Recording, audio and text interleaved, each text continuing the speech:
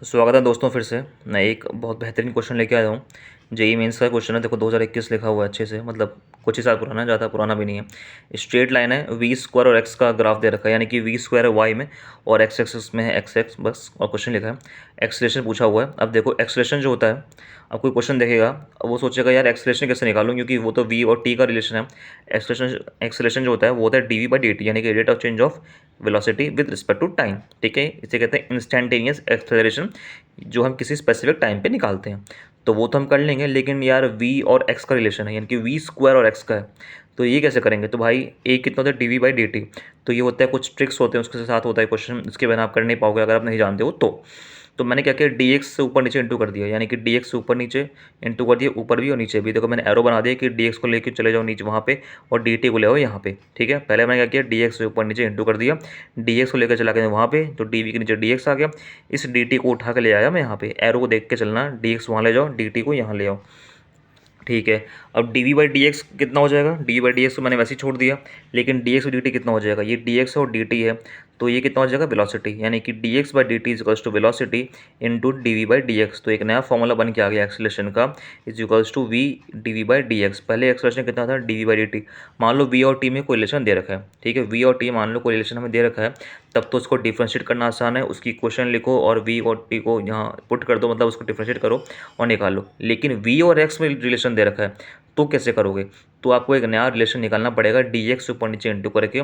मान लो आप एग्जाम में फॉर्मूला भूल जाते हो कि V D V by D X करके भी आप कर सकते हो, तो एक काम करो, डी एक्स ऊपर नीचे इंटू कर लो, एक लाइन लिखोगे, डी एक्स को वहाँ ले जाओ, डी टी को वहाँ ले जाओ, तो डी टी जैसे आप यहाँ ले आओगे तो डी एक्स के नीचे डी टी आ जाएगा और डी वी के नीचे डी एक्स आ जाएगा। तो D V by D X तो हो गया, into D X by D T, यानी कि वेलोसिटी, यानी कि एक्सेलरेशन का फॉर्मूला आ गया we into D V by D X.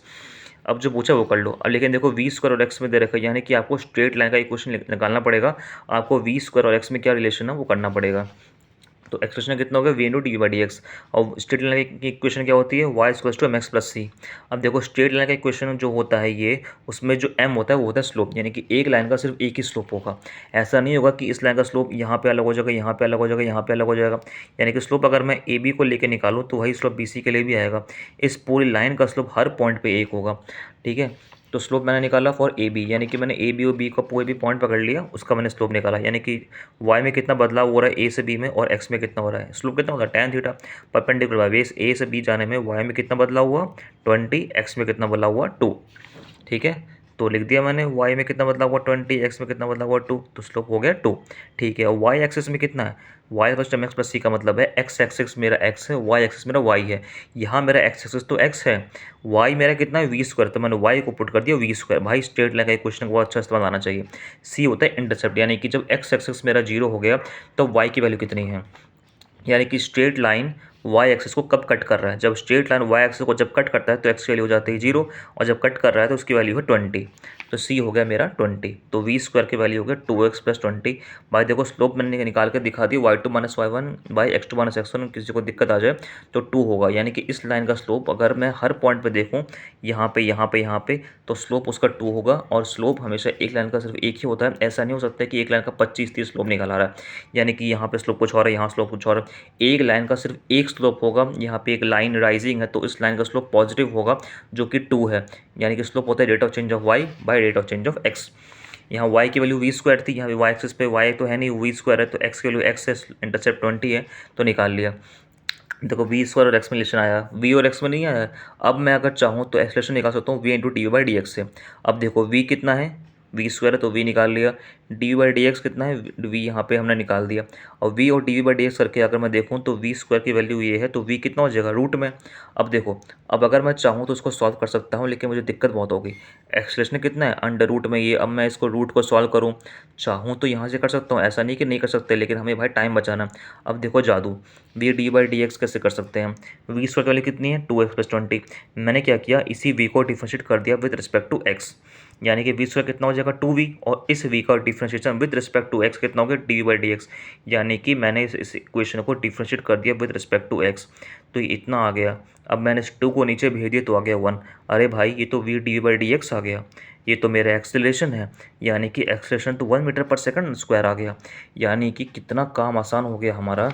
अगर मैं इस क्वेश्चन में भाई, अगर मैं इसको डिफ्रेंशिएट करने जाता ना, देखो मेरी बैंड बच जाती V D by D X. अगर मैं इसको डिफरेंशिएट करूँगा ना, पहले वी लिखा, फिर V square D V by D X था, वी स्क्वायर दे रखा था, वी निकालूंगा जो रूट में आएगा। अब सोचो इस रूट को सॉल्व करूँगा, 1/2 रूट एक्स आएगा। ऐसा नहीं है, आप कर नहीं सकते, आपको ऐसे करना है कि आपका एग्जाम में टाइम बचे।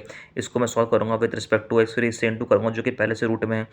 तो मैंने क्या किया, इस वी स्क्वायर को मैंने डिफरेंशिएट कर लिया with respect to X. V square का 2v हो गया, वी का differentiation with respect to X हो गया D V by D X, तो कि ये हो गया, ये हो गया 2 के बराबर। तो V D by D X जो कि मेरा एक्सेलरेशन है वो मेरा 1 के इक्वल है, 1 मीटर पर सेकंड स्क्वायर, वो आ गया। अब देखो ये तो हो गया इस क्वेश्चन का जवाब जो कि जादुई ट्रिक के साथ आ गया। अब एक और क्वेश्चन है जो कि जेई मेंस का कितना आसान है, ये मैंने जानबूझ के नए पेज पे नहीं लिया है, इसी के नीचे लिखा है इस क्वेश्चन के नीचे, ताकि आप इसका एप्लीकेशन जस्ट इसके नीचे देख सको। जो कि जेई मेंस का सवाल है, मैंने जानबूझ के लिखा है उसी के नीचे। अब वी दे रखा है, अब एक्सप्रेशन पूछा, अब देखो कितना आसान है। अब वी दे रखा है, अगर आप सोचो कि वी और एक्स में रिलेशन आपको दे रखा है कि एक्सटेंशन कितना होता है डी बाई डी टी। अब आप सोचो कि भाई टाइम तो इसमें है नहीं, तो V D by D X वाला फॉर्मूला निकाल लेते हैं जो मैंने आपको बताया। अभी होमवर्क दे रहा हूँ, खुद से करना। अब देखो अगर आप वी के वैल्यू को यहाँ पर डायरेक्ट करोगे ना पुट, ऐसा नहीं कर नहीं सकते, चाहो तो रूट को यहाँ डाल दो, चाहो तो रूट को यहाँ डाल दो, डिफ्रेंशिएट कर दो एक्स से, वी से इनटू कर दो जो कि दे रखा है। लेकिन भाई डिफ्रेंशिएशन करना ना ध्यान से करना, लेकिन गलत ना हो जाए। अब देखो जादू ट्रिक के साथ स्क्वायर कर दो, वी स्क्वायर कर दोगे तो ना तो ये 5000+24x आ जाएगा। फिर उसको डिफरेंशिएट कर दो, डिफरेंशिएट जो मैंने ये ऐसे कर रखा है ना वैसे ही करना। तो वी स्क्वायर करके डिफरेंशिएट करोगे ना तो 2v d by D x आ जाएगा, तो यहाँ आ जाएगा 24, तो D v D by D x आ जाएगा 12। ये तो यार मैंने ही बता दिया, अब क्या ही करोगे, मैंने ही कर दिया सॉल्व। पता है 1 सेकंड में मेरे मुँह से निकल गया इसका आंसर, क्योंकि मैंने कैसे किया, ऐसे ही तो सोचा जैसे वी स्क्वायर निकाल के, कितना आसान है। यानी कि वी का अगर स्क्वायर हो तब मैं इसको डिफरेंशिएट करूँगा तो V D by D X achieve करना कितना आसान हो जाएगा, जैसे मैंने यहाँ कर रखा है। इसलिए मैंने इसके नीचे लिखा ताकि आपको मैं कंपेयर करके दिखा सकूँ। वी स्क्वायर दे रखा था तो मैंने डिफरेंशिएट किया, तो V D by D X मैंने अचीव कर लिया। अगर आपको नहीं करना, नहीं है सर हम तो डिफरेंशिएट ही करेंगे, हमें तो मैथ्स बड़ी अच्छी है, तो कर लो यार, एग्जाम में अपना टाइम वेस्ट ही कराओगे और कुछ नहीं मिलेगा लाइफ में। कर देना, पुट कर दो इसको डी बाई डी एक्स में, वी को एक्स में पुट कर दो, डिफरेंशिएट करो, फिर वी को लिखो, फिर दोनों को इंटू करो, इतना मेहनत करो। उससे अच्छा क्या, अगर 10 सेकंड में करना है, 10 सेकंड में करना है बस, तो क्या करो स्क्वायर कर दो, तो स्क्वायर से रूट हट जाएगा, 5000+24x इसको वी स्क्वायर, तब कर दो डिफरेंशिएट। पेन भी नहीं उठाना है, तो वी स्क्वायर की वैल्यू कितनी हो जाएगी, 2 डी बाई डी एक्स, फिर 2 को नीचे ले जाना जाए, 24x/2, एक्स का तो 1 हो जाएगा, इसका 0 हो जाएगा, 24/2 हो गया 12। तो आंसर हो गया एक्सप्रेशन का 12 आंसर आ गया। बिना पेन उठाए, बिना कुछ किए मैंने 12 आंसर बता दिया इसका। कितना आसान क्वेश्चन था। अगर इसका मतलब है कि इस 5000 की जगह पे अगर 6000 भी होगा तब भी एक्सप्रेशन मेरा 12 आएगा। 5000 की जगह पे अगर मेरा 5 लाख भी होगा तो उसका भी आंसर इस क्वेश्चन में 12 ही आएगा। कितना आसान क्वेश्चन है, कुछ नहीं करना, स्क्वायर कर दोगे तो 5000+24x आ जाएगा। एक्स का टर्म में डिफरेंशिएट मार दोगे, स्क्वायर करेगा तो रूट तो फिर हट गया, इसका 0 हो गया, 24x का हो गया 24। और यहाँ कितना था वी स्क्वायर, तो उसका हो जाएगा 2v d by D x, 2 को नीचे ले जाओगे, 24/2 12, एक्सप्रेशन की वैल्यू 12 मीटर पर सेकंड स्क्वायर आ गया।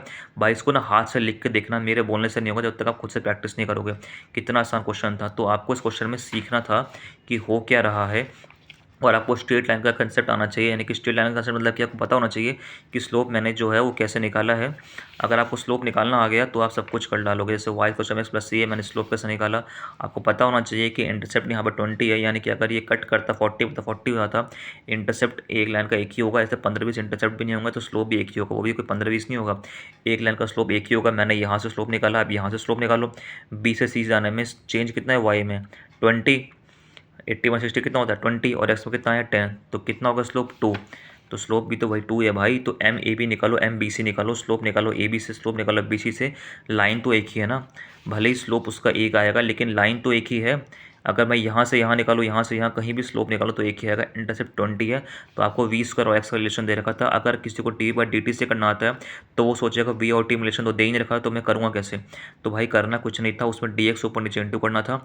डी एक्स को मैंने शिफ्टिंग कर दिया, मान लो भूल गए कि V D by D X भी ऐसा ना कोई फॉर्मूला भी इस दुनिया में है। तो भाई कोई दिक्कत नहीं है, डी बाई डी टी लिखो, डी एक्स ऊपर नीचे इंटू कर दो, आराम से डी बाई डी एक्स आ जाएगा। फिर वी स्क्वायर एक्स में रिलेशन निकाला, क्योंकि क्वेश्चन में 2 दे नहीं रखा है, कितना नंबर क्वेश्चन में दे देगा वी और एक्स में रिलेशनशिप, यहाँ दे नहीं रखा, तो निकाल ही तो लिया। करना क्या है, कितना आसान है। उसके बाद सोचना है कि अगर मैं डायरेक्ट पुट करूँगा तो मैं फंस जाऊँगा, तो मैं फंसना मुझे नहीं है। मैं कर लगाऊंगा यहाँ पे जादू। जादू कैसे करूँगा, उसका स्क्वायर कर दूंगा।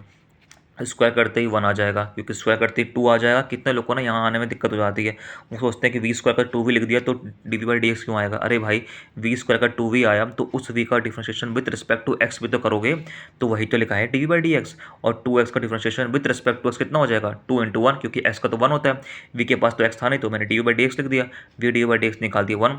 तो वही तो है, और वही तो करना है। ये तो 12 ही तो मैंने मुंह से बता दिया 10 बार कैसे करना है। अब तो कर लेना यार, खुद से करना, समझना, फिर बताना कि तुम लोग कर पा रहे हो कि नहीं। अगर कर लिया तो बहुत अच्छी बात है। मैंने जानबूझ के इस क्वेश्चन को इसके जस्ट नीचे लिखा ताकि मैं आपको कंपेयर करके बता सकूं जो मैं बता चुका हूँ। ठीक है, अब मिलते हैं चलो अगले किसी वीडियो में, तब तक के लिए बाय बाय।